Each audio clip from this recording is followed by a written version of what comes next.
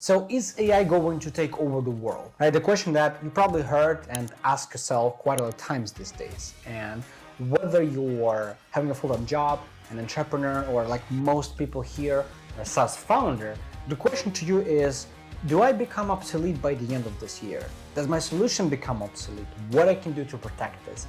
Today we're going to discuss these topics and make sure we have an understanding of what we can do to make the most out of our 2023.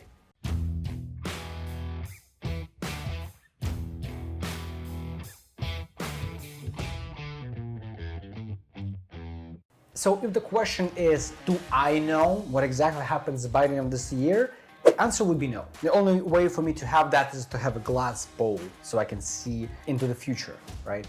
The second best person to know is the people who are at the bleeding edge of developing those technologies, meaning OpenAI's lead engineers, CEOs, people who see what is the current thing firsthand that no one else in the public sees, right? The third level is people who work with those tools every day, who build them, and they see the rate of these things advancing. And that is me. So I'm pretty high in understanding of how it works. And what I want to say here is, when you think about AI, if you've never worked with this closely, you would think of it almost like a sentient being, something like that's conscious and that's just inherently smarter than people. And that's not true. That's not true. It's a software, so it's a program. It just has a very non-linear ways of working. Before AI came into the scene, you can think of app as an algorithm. If A, then this, if B, then this, otherwise do this. With AI, it's not as linear, especially with text AI, meaning when it communicates with you. And what it really does is it almost predicts what you want to hear and gives it to you. So it doesn't really know what it's saying, it's just pretending that it knows. And what that means is it heavily relies on the context it was given, meaning what kind of data set it was taught on. And here's the thing, if you only train the AI on some, let's say, medieval writings, it will be speaking in those terms, in medieval terms, because that's what it knows. If you teach it on the modern things, but like exclude antiques and some older writings, it will have no idea what's going on. It will have no context of it. It really depends on how much we expose it to what we have. But there's only one difference. Because you teach it on so much context, AI is by design average, meaning it's taught on what's already known by a human, by an average scientist, by an average marketer. Of course, if you have nothing to do with development, AI will outperform you because it knows how the basic developer would do things. But if you're an advanced developer, it's rarely the case. It works as a good assistant, but not necessarily a replacement for an expert. And here's why. You can read basics in the books, right? You can read marketing books, sales books, leadership books, SaaS books, and get the foundation, get the understanding of how it's supposed to work. However, once you go into the field, that's where the experience kicks in. That's where you really learn how it is working right now. If you open books from the 60s about marketing, you'll find a lot of things like physical mail, physical letters. That was the way to distribute campaigns.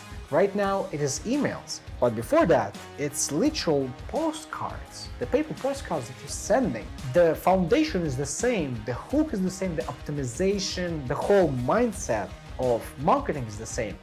But you're not sending postcards anymore, right? So if you were just trained on that context, what it creates is antique approaches and technologies to use for that. You as a human, you live in real life, you interact, and you know how it's done right now. If you're working in your industry, if you're the best, if you're working this every day, if you're developing, you'll be on top of that. The only way the AI will stay competitive if it is learning along with you. If it's performing the same things that you do on a day-to-day basis, getting the same results, same feedback, and it's never going to be the case unless you really want it. So what I'm looking at it is really similar to what happens with internet in 2000s. when it happened for people, it looked like the end of the world as we know it right now. Meaning that the idea of libraries of books is going to become outdated really quick. Because you have infinite access to knowledge at your fingertips. Anywhere on the planet if you're connected to the internet. Now, that sounds like the end of the world that you probably knew in thousands. What we're facing right now is similar. I'm not saying it's the same. It's similar in the understanding of a public. You're now going to be replaced if you're always striving to be the best. If you're trying to be average, you'll be replaced by someone who knows how to use tech, right? I like the saying that, for example, developers, at least in our lifespan, are not going to be replaced by AI. They're going to be replaced by people, by developers who know how to use AI. Same goes for most categories, if it's not basic and minimum wage activities. If you are staying on the bleeding edge of what you're doing, AI will just make you better.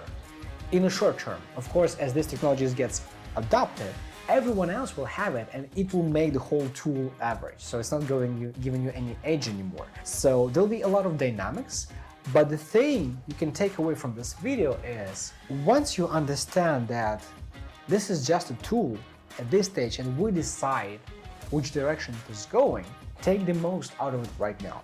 While you're literally one of the first people on the planet that hears about it. If you go just in public and say like, how much do you know about ChatGPT? How much you know about it? People say, oh, it's some kind of AI. Best guess. Some of them will say. A lot of them will say, I have no idea. I'm not into it. And it's going to be happening for a while. So our job as people who are in the industry is to use that as a leverage before it gets saturated. AI is not going to take a job. It's people who know how to leverage this are going to do that. So I suggest you disrupt the way you do things yourself. You disrupt yourself right now before someone else does that to you. Until next time, I'll see you in the next videos.